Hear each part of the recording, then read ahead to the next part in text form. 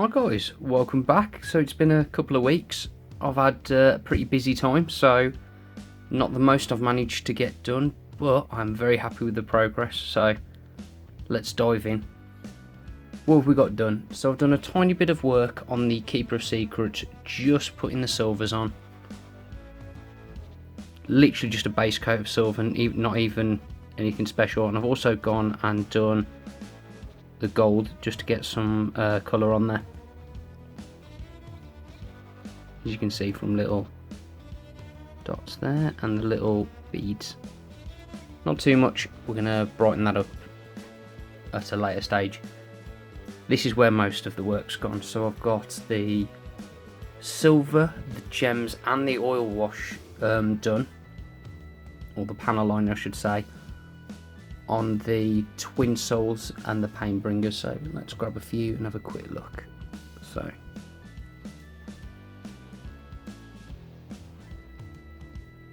I'm quite happy with how they've come out.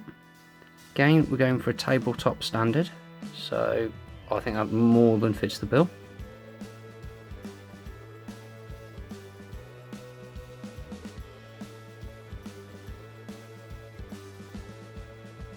We've even got our nice, very dark from underneath.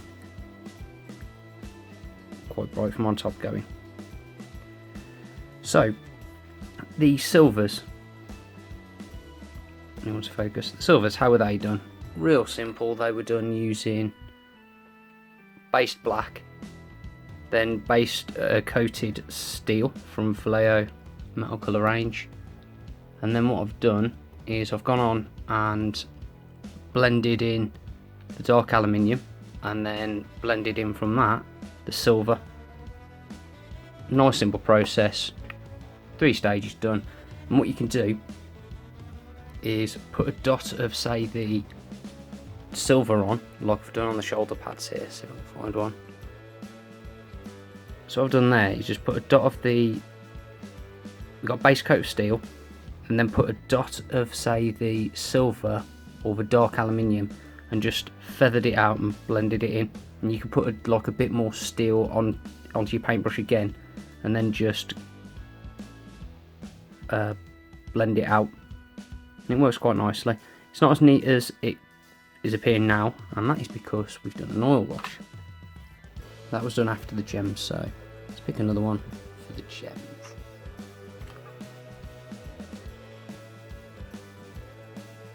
Lots of small little gems.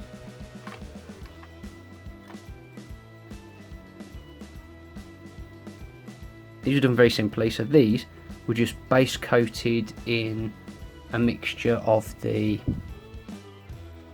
fancy colour Huldra Blue and model colour Dark Sea Blue. So just mix those together, painted it on, and then let it dry. From that, what I then did is I thinned that out with some flow improver, loaded the brush. It's called loaded brush technique because of this. Load the brush up so that all of the near enough all of the brush and the belly of the brush is full of the paint. Touch it to a paper towel so it wicks off the tip, makes it a little, it's not as moist, and then dip it into just a tiny dot of heavy body white acrylic. This case I'm using Galleria Winsor & Newton because that's what I had. So you just put it on, and what you do, technically I did it like this, you just touch it and you just keep brushing side to side, and it keeps blending. So once the white's hit, then what's wicked out of the brush, like a fountain pen, is the colour that you've loaded. So it mixes with the heavy body because that's still wet, and as you wipe across, there's less white that you're dragging down, but more of the loaded colour that's going into the model, as you can see here. So you do that, wipe it side to side, and then I rotate it back round, go in with the pure Huldra Blue while it's still wet, and just brush from the top down in little semicircles until you get the desired effect. And then the white dot is you just let that dry, dip your paintbrush into the heavy body white and just touch it to the tip, or with the tip just on here, and you do that on all of your gems. So after that, and that's dried, I can then go in with the oil washing, because the oil wash I wanted to do after the gems, as it helps to go specifically on the shields. It helps to get one that has actually got it done. So it helps to go into the recess and help define the gem, so I kind of wanted that to be done after. Oh, and on the leg. The oil wash is dead simple. It is just black oil paint, ivory black in this case, which is like a browny black, I've noticed. Thin it right down with thinners, well, with white spirits specifically, and then just apply it into all the recesses. And if it's a bit too much, which I don't mind on some of them, see if I can find a shield that's it seems to have all settled quite well. Oh, here we go. So it's a little bit grainy. Now that isn't the technique, that unfortunately is the oil paint. I've had these knocking around the house for years. Reeves, nice for canvas painting, not so good for miniatures. The pigments are just too big, so that when you thin them down you can see bits of pigment floating around. Not so bad, and you can control it, but I've used other oil paints where you just thin it right down, dot it, and it goes straight into the recesses, so it's not a problem. So I will be looking to upgrade to some better oil paints. And at the moment I'm considering either Abtalung, because they're designed for miniatures, which means the pigments ground a lot finer, or I'm going to upmark it just a little bit and put my money into Winsor & Newton artist grade. More expensive, but you do get what you pay for with that, and the colours are fantastic. So that's what I've managed to get done with these. I'll just show a couple more off. We'll go, I don't know, this one, Twin Souls.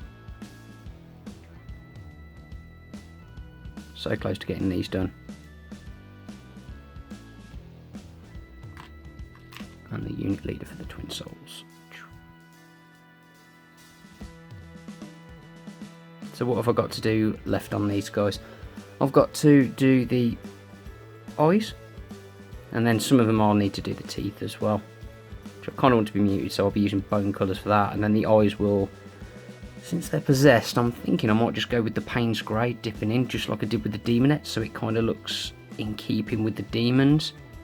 Not 100% sure, but we'll see. I definitely don't want normal eyes because they're possessed. I want them to look possessed. So we've also got, let's go this one.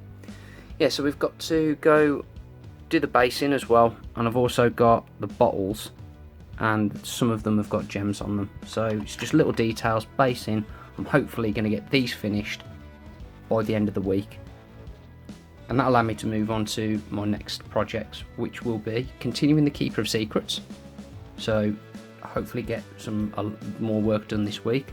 I've also got to build Sigvald, and I've got to build Glutos, or at least take it apart and assess how I'm going to paint it. And I'm also going to do Celeste at the same time, because I've had Celeste knocking around for ages and I just want to get some work done on them. I've also, because I've nearly got a list that I've used on Tabletop Simulator in my collection, the only thing I don't have to make or paint or anything is Soul Feaster Keeper of Secrets.